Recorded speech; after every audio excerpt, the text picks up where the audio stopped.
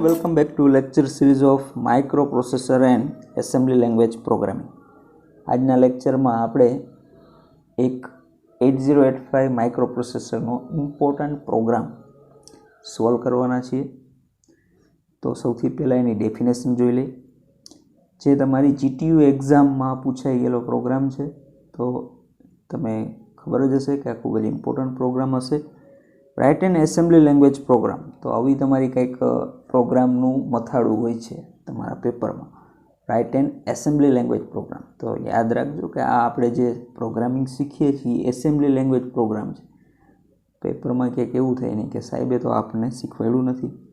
તો આપણે જે જોઈએ છીએ, જે પ્રોગ્રામ સોલ્વ કરીએ છીએ, જે પ્રોગ્રામ કરીએ છીએ, એ બધા એસેમ્બલી લેંગ્વેજ પ્રોગ્રામ જ છે. To exchange the content of any two memory location, અને પૂછાયેલો છે GTUની વિન્ટર 2018ની એક્ઝામમાં. 4 માર્કનો આ પ્રોગ્રામ પૂછાય છે. તો સૌથી પહેલાં આપણે અલ્ગોરિધમની વાત કરીએ. તો 2 મેમરી લોકેશન હોય, કોઈ 2 મેમરી લોકેશન, એ 2 મેમરી લોકેશન ઉપર ઇનિશિયલી કોઈક ડેટા હોય. માની લો કે આમાં 01 ડેટા છે, અહીંયા 02 ડેટા છે. તો આપણે શું કરવું છે? અદલા બદલી, સ્વેપિંગ, ઇંગ્લિશમાં જેને સ્વેપિંગ કહેવાય. એટલે આ મેમરી એડ્રેસનો ડેટા આ મેમરી એડ્રેસમાં જાય અને આ મેમરી એડ્રેસનો ડેટા આ મેમરી એડ્રેસમાં જાય. તો એવું કંઈક આપણે આ પ્રોગ્રામિંગમાં કરવાનું છે. તો અલ્ગોરિધમમાં સૌથી પહેલું સ્ટેપ આપણે શું લેશું? તો કે આપણે સૌથી પહેલાં તો પહેલું જે મેમરી એડ્રેસ છે એ મેમરી એડ્રેસ ઉપરથી ડેટા એક્યુમ્યુલેટરમાં લેશું. તો પહેલું કામ પૂરું. હવે એ એક્યુમ્યુલેટરમાંથી કન્ટેન્ટ આપણે કોઈક બીજા રજિસ્ટરમાં નાખવો જોશે. ફોર એક્ઝામ્પલ બી રજિસ્ટરમાં નાખી દઈએ. શું કામ એવું કરવું પડે? કેમ કે બીજા મેમરી એડ્રેસ, જે મેમરી લોકેશન છે, એનો પણ ડેટા આપણે લેવો જોશે.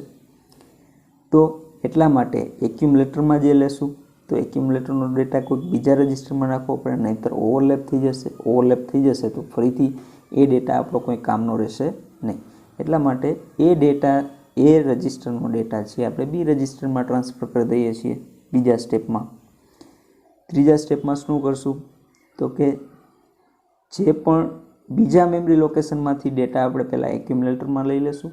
તો હવે આપણી પાસે બી રજિસ્ટરમાં પહેલાં મેમરી લોકેશનનો ડેટા છે અને એ રજિસ્ટરમાં બીજા મેમરી લોકેશનનો ડેટા છે. તો બીજા મેમરી લોકેશનનો ડેટા ક્યાં મેમરી લોકેશન ઉપર? પહેલાં મેમરી લોકેશનમાં મૂકવાના છે. તો ડાયરેક્ટ એક્યુમ્યુલેટરમાંથી સ્ટોર કરી દઈએ ને, બરાબર છે. તો STA ઇન્સ્ટ્રક્શન લઈ લેશું આપણે ત્યાં, જેનાથી શું થઈ જશે? એ એક્યુમ્યુલેટરનો ડેટા મેમરી લોકેશન 1 ઉપર જતો રહેશે, બરાબર.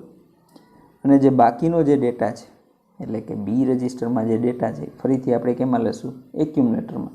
અને પછી એને પાછો સ્ટોર કરી દેશું લોકેશન નંબર 2 ઉપર, બરાબર. તો આ રીતના અદલા બદલી થઈ જશે. ખૂબ જ ઇઝી પ્રોગ્રામ છે. ખૂબ જ, જો તમને લોજિક આવડશે, જો તમને અલ્ગોરિધમ સમજાઈ જશે, તો જે ઇન્સ્ટ્રક્શન છે એકદમ આરામથી તમે લખી શકશો. સૌથી પહેલાં ધ્યાનથી આપણે પ્રોગ્રામની ડેફિનેશન જોવાની.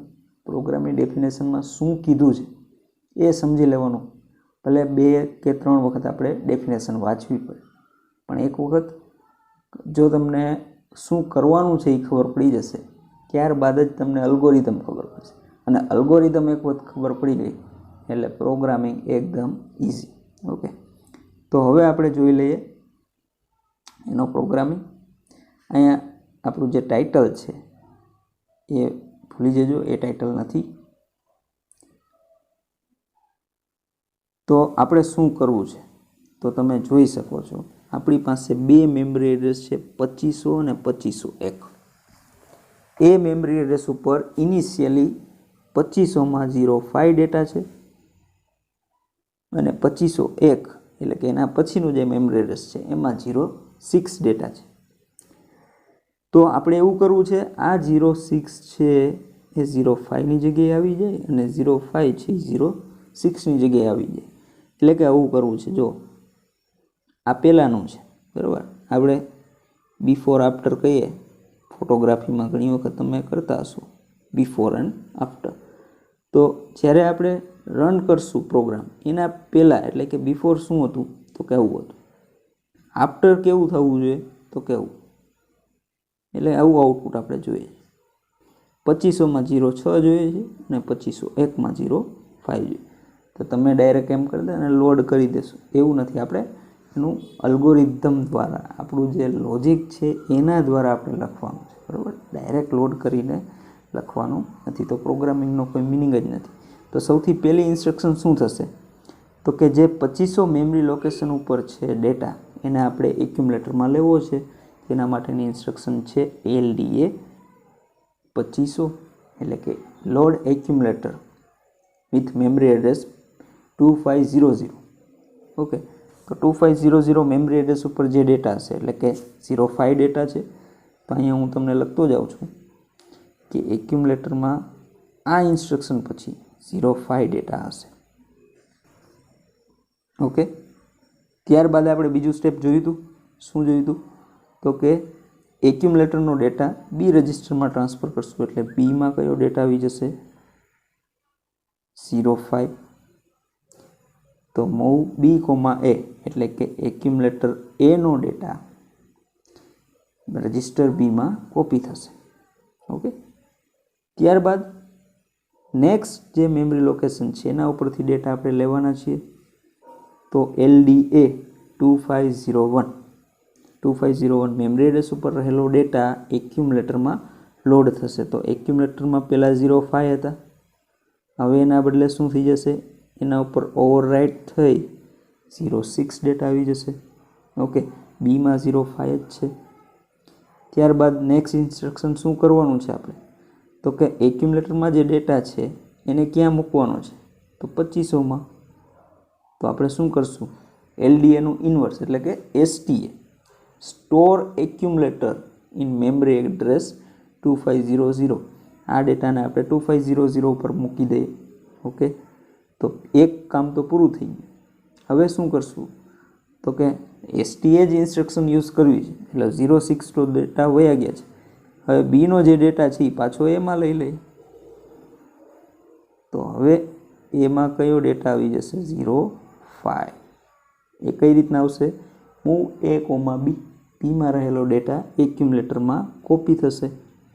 હવે એક વખત એક્યુમ્યુલેટરમાં ફરીથી ડેટા આવી ગયો છે તો એ ડેટાને આપણે ક્યાં ટ્રાન્સફર કરવો છે તો કે 2501 મેમરી લોકેશન ઉપર. તો ઇન્સ્ટ્રક્શન શું આવશે STA 2501. તો આ રીતના જે આપણે આફ્ટર જે પ્રોગ્રામિંગ જોતું હતું એ લગભગ આપણને મળી ગયું છે. અને લાસ્ટમાં કઈ ઇન્સ્ટ્રક્શન આવશે HALT. તો આ રીતના ખૂબ જ આસાનીથી આપણે 4 માર્ક મેળવી શકીએ જો આપણને અલ્ગોરિધમ ખબર હોય. ઓકે, ઇન્સ્ટ્રક્શન ખાસ ફરીને તમને કહું છું કે ઇન્સ્ટ્રક્શન એક વખત ફરીથી જોઈ લો જેથી તમને પ્રોગ્રામિંગમાં ખૂબ જ મજા આવશે. ફરીથી એક વખત તમને કહી દઉં, પ્રોગ્રામિંગમાં આપણે કરવાનું એવું હતું, 2 મેમરી લોકેશન આપેલા હોય, એ 2 મેમરી લોકેશન ઉપર 2 ડેટા હશે. એ 2 ડેટાને સ્વેપિંગ કરવું છે, અદલા બદલી કરવી છે. એનો માટેનો પ્રોગ્રામ આપણે જોઈએ છીએ. તો સૌથી પહેલાં આપણે શું કરીએ છીએ, કોઈ એક મેમરી લોકેશનનો ડેટા એક્યુમ્યુલેટરમાં લઈ લઈએ છીએ, એ એક્યુમ્યુલેટરનો ડેટા બી રજિસ્ટરમાં લઈ લઈએ છીએ. પછી બીજા મેમરી લોકેશનનો ડેટા એક્યુમ્યુલેટરમાં લોડ કરાવી લઈએ છીએ. હવે એ એક્યુમ્યુલેટરનો ડેટા પહેલાં મેમરી લોકેશનમાં સ્ટોર કરાવી દઈએ છીએ. હવે બી રજિસ્ટરમાં રહેલો જે ડેટા હતો એ ફરીથી એ રજિસ્ટરમાં લઈ લઈએ છીએ અને એ રજિસ્ટરનો ડેટા મેમરી લોકેશન 2 ઉપર સ્ટોર કરાવી દઈએ છીએ. તો આ રીતના આપણને પ્રોગ્રામિંગ છે એ કમ્પ્લીટ થાય છે. So thank you very much for seeing this video.